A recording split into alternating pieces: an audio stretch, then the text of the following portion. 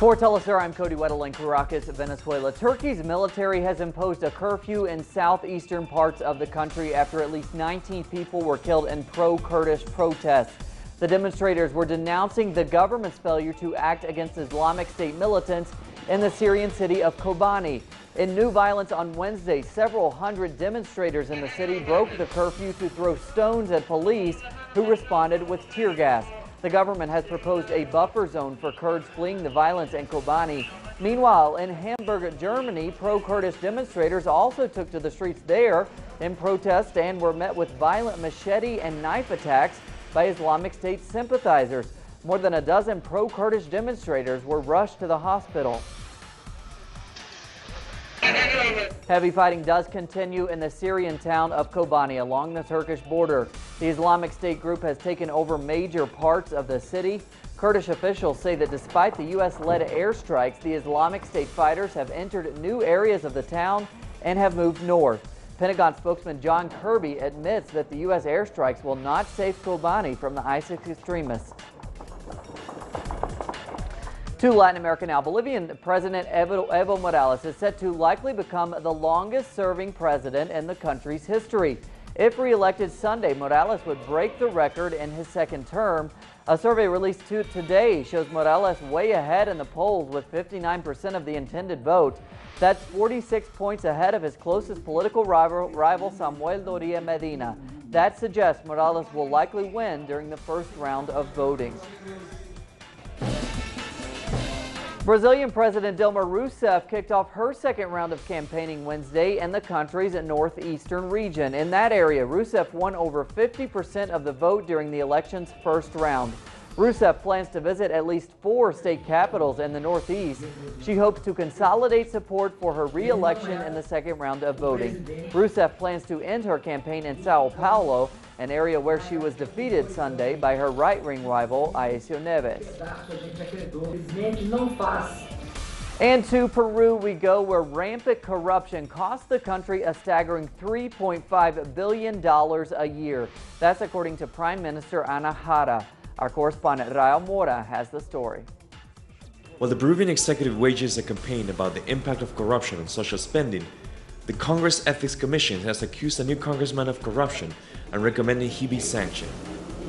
The accusations are that he interfered in the actions of the prosecutors, using his position as congressman.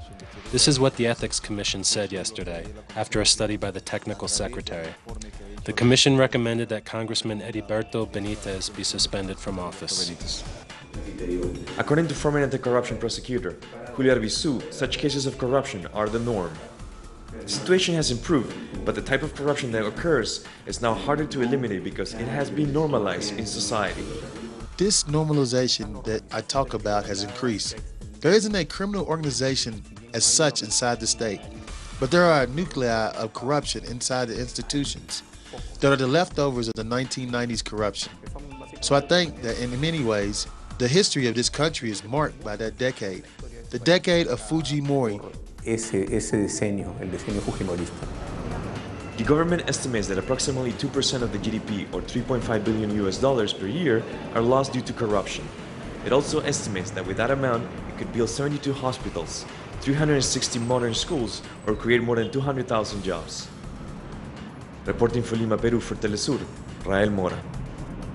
And thanks to Rael. The economic policies of Ecuadorian President Rafael Correa have brought with them huge social investment achievements.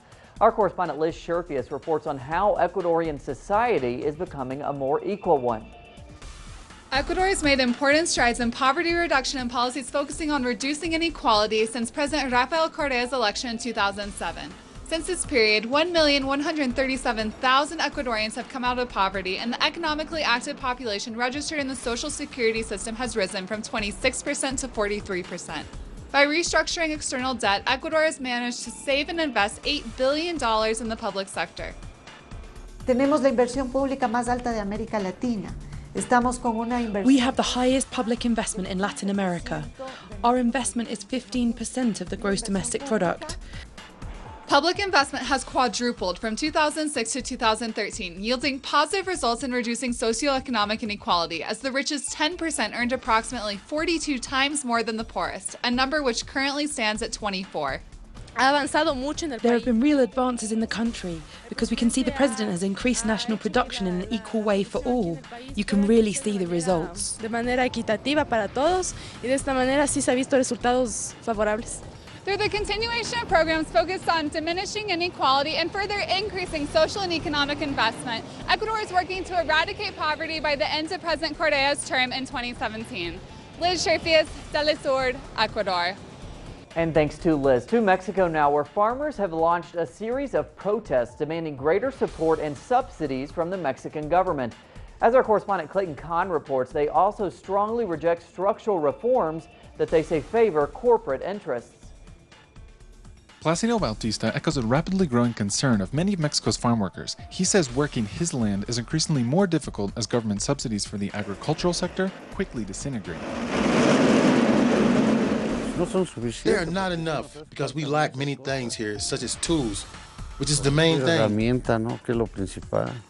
Farmers are once again protesting, not just for the lack of support, but what they say is an overall official attitude of marginalizing and ignoring their voice. Now they don't even consult the population. Rather, they practically impose the law on the new political parties and new governments, and that is very worrying. Analysts say the details of these so-called structural reforms prioritize corporate interests rather than those of the agricultural sector. They establish the priority that land use will be for energy extraction over the production of foodstuffs. So the old Cardenista saying that the land belongs to those who work it is now the land belongs to those who drill it.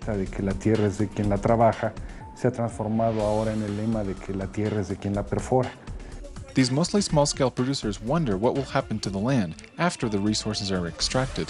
Who will be responsible for the damages done to the land, which is being destroyed by mining activities? Many anticipate an increase in protest as the recently approved energy reform takes effect and a pending agricultural reform looms on the horizon. Clayton Kahn, Telesur, Mexico City. And thanks to Clayton, a group of international scientists have released a report showing that there is a high probability that Ebola will spread to France, the UK, Belgium, and Spain before the end of October. In the U.S., there is great concern over the epidemic. Our Washington correspondent Alexandra Hall has more information on this deadly disease. Authorities at Texas Health Presbyterian Hospital in Dallas confirmed Wednesday morning that Thomas Eric Duncan is the first person to die from Ebola in the United States. Duncan was admitted to the hospital on September 28th, shortly after arriving in the United States from Liberia. Duncan reportedly went to the hospital 3 days earlier with Ebola-like symptoms and notified a nurse of his recent travel history to West Africa, but doctors told him to go home. U.S. federal government officials have announced that several additional screening points will be opened at U.S. major airports for travelers coming from West Africa.